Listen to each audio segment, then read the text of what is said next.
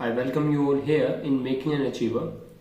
तो अब हम बात करते हैं आज मैकेनिकल प्रॉपर्टीज ऑफ सॉलिड्स की। ठीक है, तो इसके अंदर क्या है, पहला टॉपिक कि हम पहले बोलते हैं कि इंटर एटॉमिक डिस्टेंस की बात करते हैं। तो सबसे ज्यादा इंटर एटॉमिक डिस्टेंस किस में होता है? गैस में होता है। उसके बाद किस में होता है? लिक्विड के अंदर होता है। ठीक है, फिर किस में होता है? सॉलिड्स में होता है। सॉलिड्स में बिल्कुल बहुत कम होता है, सारे कॉम्पैक्टली पैक्ड होते हैं। ठीक है, तो अब हमारे पास एक क्या बात आ जाती है कि पोटेंशियल एनर्जी किसके अंदर ज्यादा होती है? तो सबसे ज्यादा पोटेंशियल एनर्जी गैसेस में होती है, जो कि होती है हमारे पास 0। ठीक है, लिक्विड के अंदर नेगेटिव होती है और सॉलिड्स की भी क्या होती है? नेगेटिव होती है अपनी पोटेंशियल एनर्जी। अब अपने पास U वर्सेस R ग्राफ आता है। U क्या है? Potential energy. R क्या है? इंटर एटॉमिक डिस्टेंस, कितनी दूर वो पार्टिकल्स हैं। ठीक है, तो जब वो बहुत ज्यादा दूर होते हैं, इन्फिनिटी पे होते हैं, तो उस टाइम पे उनके बीच में कुछ खास पोटेंशियल एनर्जी नहीं होती है। बट वो जैसे जैसे उनका डिस्टेंस घटने लगता है और डिस्टेंस R0 के इक्वल आता है, that is the distance when they are going to make bond. ठीक है, तो उस टाइम पे क्या होगा कि इनकी थोड़ी सी स्टेबिलिटी आएगी, तो पोटेंशियल एनर्जी क्या होती है? कम हो जाती है। और जैसे जैसे उस R0 से डिस्टेंस घटने लग जाता है, तो क्या होता है कि उन दोनों की पोटेंशियल एनर्जी इंक्रीज करने लग जाती है, जैसा कि आप इस ग्राफ के अंदर देख सकते हैं कि ये इंक्रीज कर रही है। ठीक है, तो इस ग्राफ के थ्रू हम क्या निकाल सकते हैं? हम इस ग्राफ के थ्रू फोर्स निकाल सकते हैं, क्योंकि फोर्स क्या होता है? Minus D U by D are होता है, और हमें पता है कि इस ग्राफ का जो स्लोप है वो भी D U by D R ही है। दैट मीन्स हम कह सकते हैं कि negative of slope is equals to force. तो negative of slope is equals to force. तो अब हमें किसी भी ग्राफ के ऊपर, किसी भी पॉइंट के ऊपर फोर्स निकालना है। हम कोई पूछ ले हमसे कि इस जगह पे फोर्स क्या होगा, तो यहाँ पे हमारे पास क्या है? स्लोप पॉजिटिव है और negative of slope is force. That means यहाँ पे हमारे पास माइन नेगेटिव इंटू में स्लोप हमारे पास क्या है? पॉजिटिव। तो हमारे पास फोर्स कितना आया? नेगेटिव आएगा। ठीक है, इस जगह के ऊपर हमारे पास स्लोप है ही नहीं, तो यहाँ पे फोर्स अपना 0 हो जाएगा। तो इसी टाइप के क्वेश्चंस इसके अंदर से आ सकते हैं। अगर फोर्स नेगेटिव है तो इसका मतलब है कि फोर्स क्या है? अट्रैक्टिव है हमारे पास। ठीक है, अगर R इक्वल टू R0 हो जाता है, जहां पे मिनिमम पोटेंशियल एनर्जी थी, तो वहां पे क्या है कि पोटेंशियल एनर्जी एक तो नेगेटिव ऊपर से मिनिमम है, वहां पे फोर्स 0 है, स्लोप क्या है? हमारे पास 0 है। ठीक है, अब आगे बात करते हैं अपन स्ट्रेस की। तो स्ट्रेस क्या होता है? Restoring force acting per unit area. ठीक है, एक ऐसे किसी भी चीज को हम स्ट्रेच करते हैं तो उसके अंदर एक रिस्टोरिंग फोर्स प्रोड्यूस होता है, जो उसकी लेंथ को ओरिजिनल लेंथ में कन्वर्ट करने की कोशिश करता है। ठीक है, तो उस फोर्स को हम क्या बोलते हैं? रिस्टोरिंग फोर्स बोलते हैं। इसका फॉर्मूला होता है force upon area, that is restoring force upon area is stress.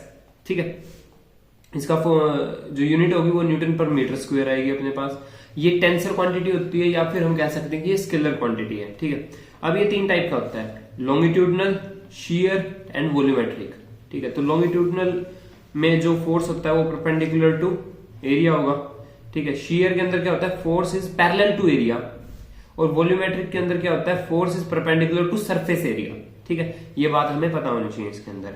अब लॉन्गिट्यूडनल भी 2 टाइप का होता है अपने पास, टेंसाइल होता है और कंप्रेसिव होता है। कंप्रेसिव का मतलब हम किसी चीज को कंप्रेस कर रहे हैं, और टेंसाइल का मतलब हम उसको खींच रहे हैं। ठीक है, लेंथ वाइज। अब अगला अपने पास टॉपिक आता है स्ट्रेन। स्ट्रेन क्या होता है? स्ट्रेन होता है चेंज इन डायमेंशन अपॉन में ओरिजिनल डायमेंशन। ठीक है, यानी कि चेंज इन डायमेंशन मान लेते हैं डेल्टा एल हुआ, ओरिजिनल डायमेंशन थी एल, तो यानी delta L upon L is strain. अब इसमें क्या है कि ऊपर भी सेम नीचे भी सेम है, तो इसकी यूनिट तो होने वाली है नहीं अपने पास। ठीक है, और इस यूनिट नहीं है तो इसका डायमेंशन क्या होगा? m0l0 t0। ठीक है, ये एक स्केलर क्वांटिटी होती है। ये कितने टाइप के होते हैं? ये भी 3 टाइप के होते हैं, longitudinal, shear and volumetric. Longitudinal में क्या है अपने पास? Delta L upon L. इस शियर के अंदर क्या है? Delta X upon X. मान लेते हैं कि अपने पास एक ऐसा सिलेंडर है। ठीक है, इसको मैंने यहाँ पे फोर्स दिया तो इसकी शेप हो गई अपने पास ये। ठीक है, ये ऐसा हो गया। तो ये जो डिस्टेंस है इसको मैं बोलूंगा डेल्टा एक्स, और x है इसकी हाइट। ठीक है, तो perpendicular upon base is tan theta ना, और ये बहुत ज्यादा कम होता है, इसलिए tan theta is nearly approximately equal to हम थीटा बोल देते हैं। वॉल्यूमेट्रिक में क्या आएगा? Delta v upon v। अब लॉन्गिट्यूडनल में वॉल्यूम कांस्टेंट रहती है, शियर के अंदर वॉल्यूम कांस्टेंट रहती है, बट वॉल्यूमेट्रिक के अंदर क्या होता है? वॉल्यूम डिक्रीज हो जाती है। ठीक है, तो यंग्स मॉड्यूलस हम कब यूज करते हैं? लॉन्गिट्यूडनल में।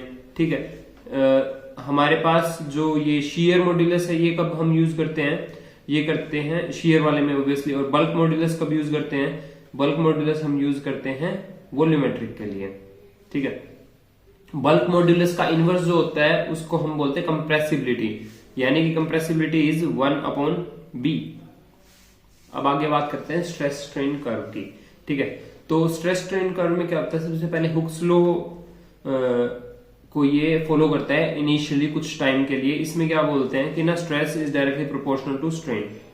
ठीक है, उससे पहले हम एक बात पढ़ लेते हैं elasticity. Modulus of elasticity questions के अंदर आपको देखने को मिल जाएगा। वो एक्चुअली है क्या, वो स्ट्रेस अपॉन स्ट्रेन होता है मॉड्यूलस ऑफ इलास्टिसिटी, यानी कि यंग्स मॉड्यूलस जब हम हुक्स लॉ के अंदर पढ़ते हैं तो वो मॉड्यूलस ऑफ इलास्टिसिटी है अपने पास। ठीक है, अब बात करते हैं slope of stress and strain. अब इसके अंदर क्या आता है, यहाँ पे अपने पास वाई एक्सिस पे स्ट्रेस है, इधर एक्स एक्सिस के ऊपर अपने पास स्ट्रेन है। ठीक है, तो इनिशियली जब तक ये फॉलो कर रहा है इस लॉ को, कहां तक कर रहा है, हम मान लेते हैं कि ए तक ये हुक्स लॉ को फॉलो कर रहा है, तो इसको क्या बोलेंगे, ए को हुक्स लॉ लिमिट। ठीक है, बी को क्या बोलते हैं हम, यील्ड पॉइंट। ठीक है, और सी को हम क्या बोलते हैं, परमानेंट सेट। यानी कि सी तक आने के बाद वो जो हमारे पास जो भी चीज है, जो भी हमारे पास मटेरियल है, वो अपनी ओरिजिनल फॉर्म के अंदर नहीं आ पाएगा। उसके अंदर कहीं ना कहीं कुछ ना कुछ स्ट्रेन बच जाएगा जब हम उसके ऊपर से फोर्स हटाएंगे तो। ठीक है, उसके बाद अपने पास ये होता है D. D is breaking point and E is fracture point. यहां पे आने के बाद वो टूट जाएगा। और डी के जो रिलेशन में अपने पास स्ट्रेस आएगा, इसको बोलते हैं ब्रेकिंग स्ट्रेस। Breaking stress. तो एक बात ब्रेकिंग स्ट्रेस के बारे में, ये ना ही तो एरिया ऑफ मटेरियल के ऊपर डिपेंड करता है। ठीक है, मान लो हमारे पास दो हैं जिसका एरिया है कैपिटल ए, और एक है अपने पास पतली सी वायर जिसका है स्मॉल ए। ठीक है, ऑब्वियसली हमें दिख रहा है कि एरिया जो है ये ज्यादा है और ये कम है। ठीक है, क्रॉस सेक्शनल एरिया। अब अगर तुमसे क्वेश्चन पूछा जाए कि ब्रेकिंग स्ट्रेस किसका ज्यादा होगा, किसके लिए ज्यादा होगा, तो दोनों के लिए ब्रेकिंग स्ट्रेस इक्वल रहने वाला है, क्योंकि ब्रेकिंग स्ट्रेस एरिया के ऊपर डिपेंड नहीं करता। ठीक है, ब्रेकिंग स्ट्रेस होता क्या है, ब्रेकिंग पॉइंट के कोरिस्पॉन्डिंग जो स्ट्रेस होता है उसको हम ब्रेकिंग स्ट्रेस बोलते हैं। ठीक है, ई क्या है, फ्रैक्चर पॉइंट, जहां पे आने के बाद वो कोई भी मटेरियल टूट जाता है। बी टू ई अगर लंबा है, ठीक है, B to E is called as plastic region. और अगर किसी मटेरियल का ये ज्यादा है, लेंथ ज्यादा है उसकी, तो इसका मतलब वो क्या है, डक्टाइल है अपने पास। और अगर वो छोटा है तो इसका मतलब वो ब्रिटल है। ठीक है, तो हमारे पास कुछ है, इसका आप स्क्रीनशॉट ले सकते हो, कुछ पॉइंट्स है हमारे पास, ये आप आराम से पढ़ सकते हैं। और stress strain curve of elastomer क्या है अपने पास, ये है। ठीक है, examples of elastomer, rubber tissue of aorta, these are the example of elastomers. Elastic region is very large and does not obey Hooke's law in elastomers. Poisson's ratio. Poisson's ratio जब bridges वगैरह बनाए जाते हैं, cement के through लेंटर्स डाले जाते हैं, उन चीजों के अंदर Poisson's ratio का यूज करते हैं। इसका फॉर्मूला होता है delta R upon R divided by delta L upon L with a negative sign. Okay, तो थ्योरेटिकली इसकी वैल्यू होती है -1 से 0.5, बट प्रैक्टिकली हमारे पास देखने को मिलती है 0 से लेके 0.5 के बीच में। अगर किसी भी चीज की डेंसिटी अगर कांस्टेंट दी हुई है क्वेश्चन में, तो आप उसका जो पॉइजन्स रेशियो 0.5 लेके चलेंगे। ठीक है, इसका मतलब क्या हुआ, इसका मतलब ये हुआ कि delta V upon V is equals to 0, that means bulk modulus is infinity. ठीक है, ये दो क्वेश्चंस हैं। ठीक है, एक्चुअली ये 3 क्वेश्चंस हो गए। जब rho equal to rho is constant of a material is given, then it has infinite of bulk modulus and the value of delta V upon V is equals to 0. As we know, bulk modulus is equals to P upon delta V upon V. If we make it 0, then bulk modulus will become infinity. Okay? और यहाँ पे हमारे पास जो Poisson's ratio है वो है 0.5. अब हम बोलते हैं कि कोई हमारे पास एक रोड थी, उसके ऊपर मैंने लगाया F फोर्स। ठीक है, तो उसके अंदर मान लेते हैं कि एक्सटेंशन हुई है अपने पास डेल्टा है। तो हमारे पास क्वेश्चन क्या आएगा, हीट जनरेटेड बताओ। तो हम हीट जनरेटेड क्या, किस हीट, यानी कि अब मैं हीट डायरेक्टली कहीं से निकाल नहीं सकता, but I know about work done, something about work done. तो वर्क डन हमारे पास क्या होता है, फोर्स इनटू में डिस्प्लेसमेंट, समथिंग लाइक दैट। ठीक है, तो हम इसके अंदर एक्सटर्नल फोर्स निकालने के लिए क्या करेंगे, force into work done by external force कैसे निकालेंगे, फोर्स इंटू डेल्टा एल, ठीक है। और रेस्टोरिंग फोर्स के लिए वर्क डन कैसे निकालेंगे, force into delta L upon 2, क्योंकि रेस्टोरिंग फोर्स उसके किसी भी मटेरियल के अंदर लग रहा है, तो इसके लिए अपने पास ये फॉर्मूला होता है minus 1/2 into F dot delta L, ठीक है। हीट जनरेटेड का फॉर्मूला क्या होगा, अब हम इन दोनों फोर्सेस को वर्क डन बाय फोर्सेस को ऐड कर देंगे तो हमारे पास हीट जनरेटेड का फॉर्मूला आ जाएगा, ठीक है। अब हम आगे बात करते हैं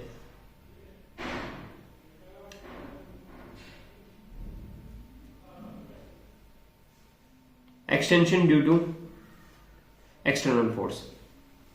एक मैंने एक रोड ली और उसको रूफ से बाइंड कर दिया, ठीक है। अब उसका y है यंग्स मॉड्यूलस, a है उसका एरिया, l है उसकी लेंथ, और उसके ऊपर मैंने F फोर्स लगाया, तो उसके अंदर एक्सटेंशन क्या प्रोड्यूस होगी, हमें सिंपली यंग्स मॉड्यूलस का फॉर्मूला रीअरेंज करना है, ठीक है। अब क्वेश्चन आएगी ड्यू टू ऑन वेट, तो वहां पे क्या होगा, वहां पे सिर्फ डिवाइड बाय 2 आ जाएगा, बाकी फॉर्मूला अपने पास दोनों का सेम रहने वाला है, ठीक है। यानी कि यंग्स मॉड्यूलस के अंदर हम इनको रखेंगे और l की वैल्यू l/2 रखेंगे यहाँ पे, ठीक है। l/2 क्यों रख रहे हैं हम यहाँ पे, क्योंकि ना जो mg है सेंटर ऑफ मास पे लग रहा है, ठीक है। mg हम ऐसा ले रहे हैं, तो दैट इज l/2, ओके। तो हम इसको आगे फोर्स की जगह पे mg पुट कर सकते हैं, और mg को हम वेट भी बोल सकते हैं, तो इस तरीके से हमारे पास ये फॉर्मूला आ जाता है, ठीक है। और हम उसको अलग अलग टर्म्स में लिख सकते हैं, रो के टर्म्स में कैसे निकालें, rho AL is equals to m, जैसा कि आप हम सब जानते हैं, ठीक है। अब आगे स्प्रिंग की बात करते हैं, कुछ एक क्वेश्चंस अपने पास इसमें स्प्रिंग क्या जाते हैं, स्प्रिंग में क्या बोलते हैं, जैसे ना यंग्स मॉड्यूलस का फॉर्मूला अपने पास ये है, ठीक है। तो इसके थ्रू हम फोर्स का क्या निकाल लेंगे, फोर्स का फॉर्मूला अपन इसको रीअरेंज करते हैं तो अपने पास ये बन जाता है। ये हम देखते हैं स्प्रिंग के अंदर फोर्स का फॉर्मूला होता है F is equals to minus kx, ठीक है। तो ये इस चीज को रिजेंबल कर रहा है, दैट मीन्स अपने पास k की वैल्यू क्या आ गई, k is equals to y a upon l, ठीक है। That means k is inversely proportional to l। तो हमारे पास क्वेश्चंस कैसे आएंगे कि मेरे पास एक स्प्रिंग था, लेंथ l है, इसका स्प्रिंग कांस्टेंट है k, अब मैंने इसको दो स्प्रिंग्स में डिवाइड कर दिया, ठीक है। लेंथ हो गई l/2, तो नया स्प्रिंग कांस्टेंट क्या आएगा, दैट मीन्स हमारे पास नया स्प्रिंग कांस्टेंट आएगा 2, ठीक है।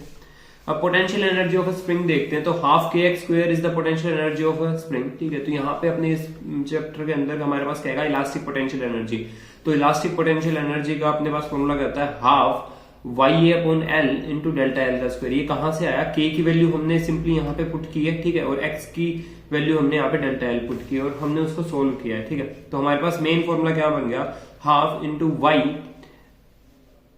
एक सेकेंड, हाँ, half into Young's modulus will be multiplied by strain का स्क्वायर इंटू में वॉल्यूम। अब हमारे पास यही अगर हमसे एनर्जी डेंसिटी पूछ लेता है, इलास्टिक पोटेंशियल एनर्जी डेंसिटी, तो हम क्या करेंगे, सिंपली इसको वॉल्यूम से डिवाइड कर देंगे, ठीक है। अब हमें पता है कि Young's modulus is equals to stress upon strain होता है, ठीक है, स्ट्रेस अपॉन स्ट्रेन होता है। तो यहां से मैं यंग्स मॉड्यूलस की वैल्यू अगर मैं स्ट्रेस अपॉन स्ट्रेन करता हूं तो मेरे पास फॉर्मूला बन जाएगा half into stress into strain.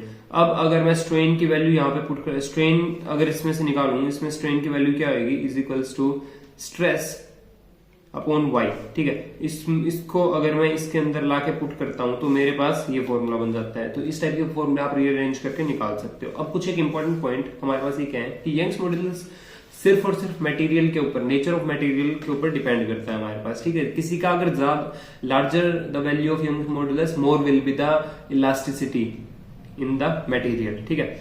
और हम बात करते हैं कि Young's modulus of steel is greater than Young's modulus of quartz, ठीक है। ये एक हमारे पास इंपॉर्टेंट पॉइंट बन जाता है, जो क्वेश्चन जिस टाइप के देखने को मिल जाते हैं इसके अंदर। और Young's modulus and shear modulus can be defined only for solids, but bulk modulus for all the liquids, gases and solid, okay. यानी कि बल्क मॉड्यूलस जो है ना हमारे पास तीनों के लिए, लिक्विड, सॉलिड और गैस के लिए, बट यंग्स मॉड्यूलस जो है वो हमारे पास सिर्फ और सिर्फ सॉलिड और लिक्विड के लिए है। तो इसका मतलब क्या हुआ कि हमारे पास गैस के लिए सिर्फ बल्क मॉड्यूलस ऑफ इलास्टिसिटी हम यूज कर रहे हैं, बल्क मॉड्यूलस ही यूज कर रहे हैं, ठीक है। For liquid and gases we have only bulk modulus. अब बल्क मॉड्यूलस सॉलिड्स का ज्यादा होता है, उसके बाद लिक्विड का होता है, उसके बाद गैसेस का होता है अपने पास, ठीक है। फोर्स कांस्टेंट क्या होता है, k is equals to y into R, ये k का एक फॉर्मूला होता है। r क्या है, इंटरएटॉमिक डिस्टेंस है अपने पास। अच्छा, अब हमारे पास कोई परफेक्टली रिजिड बॉडी है, ठीक है, उसके लिए y बी या जी, बल्क मॉड्यूलस, यंग्स मॉड्यूलस या share modulus, all will be infinity. Okay, bulk modulus का फॉर्मूला हमने ये देखा था, तो ये अलग अलग कंडीशन के अंदर चेंज होता रहता है, क्योंकि एडियाबैटिक वगैरह के अंदर क्या है, गामा की वैल्यू आती रहती है, प्रेशर के अंदर वेरिएशन होते रहते हैं। Gamma is CP upon CV है। Okay, so in adiabatic the bulk modulus is equals to gamma P, and for isothermal it is B is equals to P, and for isochoric B is infinity, and for isobaric B is equals to 0। अब एक हमारे पास छोटा सा question और आ जाता है कई बार MCQs में देखने के लिए कि कंक्रीट्स का जो यंग्स मॉड्यूलस होता है compression, Young's modulus of compression is greater than Young's modulus of tensile strength. Okay, अब हमने इसके अंदर दो टाइप के पढ़े थे ना, कंप्रेशन और टेंसाइल, ठीक है, यानी कि खींचना और कंप्रेस करना। तो यानी कि कंक्रीट के अंदर यंग्स मॉड्यूलस ऑफ कंप्रेशन ज्यादा होता है। कंप्रेसिबिलिटी जिसकी लार्ज होती है उसका बी क्या होता है, स्मॉल होता है। Therefore substance is easy to compress, ठीक है, किसी की अगर कंप्रेसिबिलिटी लार्ज है ना और उसका बी क्या है, स्मॉल है, तो क्या बोलेंगे हम उसको कि वो इजी टू कंप्रेस है, ठीक है। अब फैक्टर्स अफेक्टिंग इलास्टिसिटी, ऐसे कौन से फैक्टर्स हैं जो इलास्टिसिटी को अफेक्ट कर रहे हैं? सबसे पहला टेम्परेचर, अगर टेम्परेचर बढ़ता है तो इलास्टिसिटी क्या, टेम्परेचर इंक्रीजेस, इलास्टिसिटी डिक्रीजेस। इनबार एक ऐसा एलिमेंट है जिसके अंदर क्या होता है, एक ऐसा sorry, elasticity remains unchanged with increase in temperature, ठीक है। इनबार के अंदर ये एक ऐसा प्रोडक्ट है जिसके अंदर इलास्टिसिटी क्या होती है, चेंज नहीं होती with increase in temperature. Elasticity में इंक्रीज और decrease on addition of impurity, impurity डालने से इलास्टिसिटी बढ़ भी सकती है, घट भी सकती है, ठीक है। एनीलिंग, एनीलिंग क्या होता है, एकदम से गर्म करना और फिर उसको एकदम से ठंडा कर दो, ठीक है, इस चीज को हम एनीलिंग बोल रहे हैं। तो large crystal grains are formed, इसके अंदर एनीलिंग के अंदर क्या होता है, जैसे आयरन को अगर गर्म करके गर्म करके और ठंडा करते हैं ना, तो उसके अंदर लार्ज क्रिस्टल ग्रेन्स बन जाते हैं, जिस वजह जैसे स्वॉर्ड्स बनाते हुए करते थे पुराने टाइम में, क्या करते थे कि स्वॉर्ड्स या किसी आयरन के वेपन को बनाते हुए वो क्या करते थे, उसको हीट करते थे और फिर जल्दी से किसी कंटेनर के अंदर ठंडा कर लेते थे उसको, ठीक है। तो उससे उनको बेनिफिट क्या होता था कि वो और ज्यादा स्ट्रॉन्ग हो जाता था उनका वेपन, क्योंकि उसके अंदर कहीं पे बड़े कहीं पे छोटे क्रिस्टल ग्रैन्यूल्स बन जाते थे जो इंटरलॉक कर लेते थे आपस में, ठीक है। अब हैमरिंग या रोलिंग से क्या होता है, small crystal grains are formed, elasticity क्या होगी उसकी, इंक्रीज हो जाएगी। फिर क्या होता था उसके बाद वो उसको उनमें हैमरिंग का भी यूज करते थे अपने वेपन बनाते हुए, ठीक है। अब अपनी आगे बात करते हैं इलास्टिक फटीग। इलास्टिक फटीग क्या होता है, decrease in elasticity due to repeated stress strain cycle. Due to repeated stress strain cycle, ये साइकिल रिपीटेडली होती है बार बार बार बार, तो इलास्टिसिटी क्या हो जाती है, डिक्रीज हो जाती है, उसको क्या बोलते हैं, इलास्टिक फटीग बोलते हैं। इलास्टिक हिस्टेरेसिस क्या है, lagging of strain behind the stress.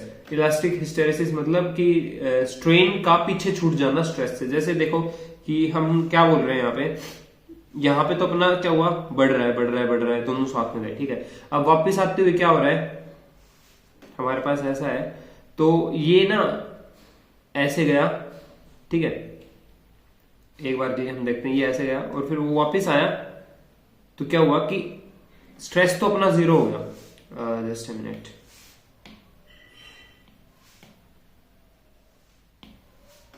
हमारे पास ये कुछ ऐसा था और अपने पास ग्राफ ऊपर गया, ठीक है, अब वो वापस आ रहा है ग्राफ, ठीक है, तो उसका क्या हो रहा है, स्ट्रेस तो जीरो हो गया बट यहाँ पे कुछ स्ट्रेन बच रहा है, ठीक है। ये कंटिन्यू होगी साइकिल, ऐसे करके ये ग्राफ बनता जाएगा अपने पास, ठीक है।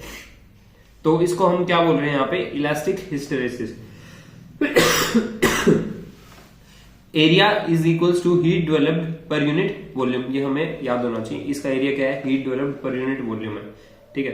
तो ये हमारे पास स्ट्रेस स्ट्रेन ग्राफ है, ये जो है याद रखने की इंपॉर्टेंट चीज है, ठीक है। अब बात करते हैं शॉक एब्जॉर्वर की। शॉक एब्जॉर्वर क्या होगा, उसका जो हिस्टेरेसिस लूप होगा वो लार्ज होगा, ठीक है। शॉक एब्जॉर्वर के अंदर स्ट्रेस स्ट्रेन का जो ये लूप बन रहा है वो लार्ज होगा, और जो जितना कम शॉक एब्जॉर्ब करने वाला होगा उसका लूप इतना छोटा होगा। जो इसके अंदर एक ना सॉफ्ट आयरन का क्वेश्चन आता है, ठीक है। अब अपन आगे बात करते हैं, एक हमारे पास रोड है ठीक है। तो इसके अंदर कंप्रेशन डिप्रेशन हो रहा है, यहाँ पे अपने पास डेल्टा का डिप्रेशन आया, इसके पास इस रोड की जो डेप्थ थी वो डी थी, ब्रेड्थ थी वो बी थी और लेंथ है उसकी एल। तो उसके अंदर हम डिप्रेशन कैसे निकाल सकते हैं किसी रोड के अंदर, उसके ऊपर जितना वेट लटका हो, ठीक है, उसका जितना वेट हो इंटू एल क्यूब अपन में 4y/bd³। ये एक इंपॉर्टेंट फॉर्मूला है, इसके आपको अपने मॉड्यूल्स के अंदर या बुक्स के अंदर पैकेजेस के अंदर जो भी है क्वेश्चन देखने को मिल जाएंगे कि ना depression is inversely proportional to d³ या b या डायरेक्टली प्रोपोर्शनल टू d³, इस टाइप के क्वेश्चन आपको देखने को मिल जाएंगे, ठीक है। ये जो मैंने आपको लिख रखे हैं।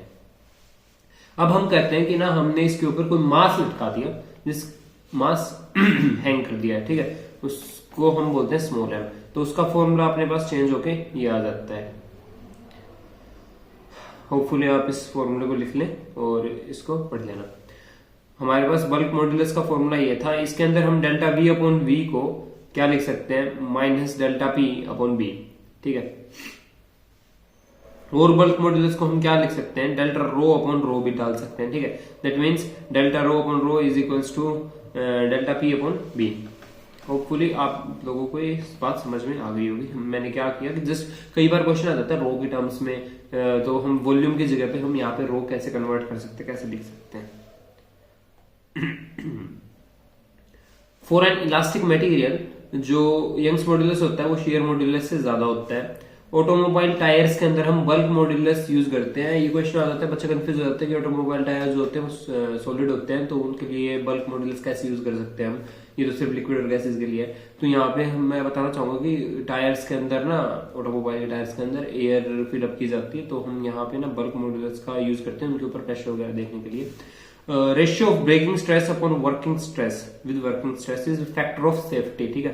फैक्टर ऑफ सेफ्टी क्या होता है, इसके ऊपर भी क्वेश्चन आ जाता है। तो breaking stress upon working stress is called as factor of safety, ठीक है।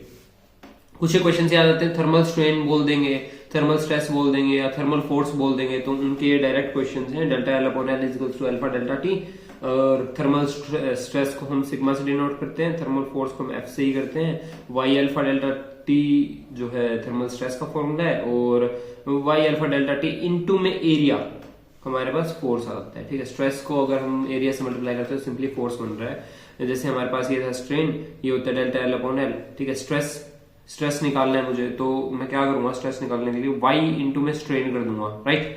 तो अल्फा डेल्टा टी को मैं मल्टीप्लाई कर देता हूँ वाई से, तो वाई अल्फा डेल्टा टी आ गया। अब stress is equals to force upon area होता है अपने पास, ठीक है। तो फोर्स निकालना है तो मैं इसको एरिया से और मल्टीप्लाई कर देता हूँ, अपने पास फॉर्मूला आ जाएगा। अब कुछ सम इंपॉर्टेंट रिलेशन इस चैप्टर के अंदर जो हम यूज करते हैं, यंग्स मॉड्यूलस गिवन होगा आपको, बल्क मॉड्यूलस गिवन होगा आपको, गामा निकालना है, गामा गिवन होगा आपको, जी निकालने के लिए बोल देंगे, ठीक है। गामा इज पॉइजन रेशियो है, पॉइजन रेशियो।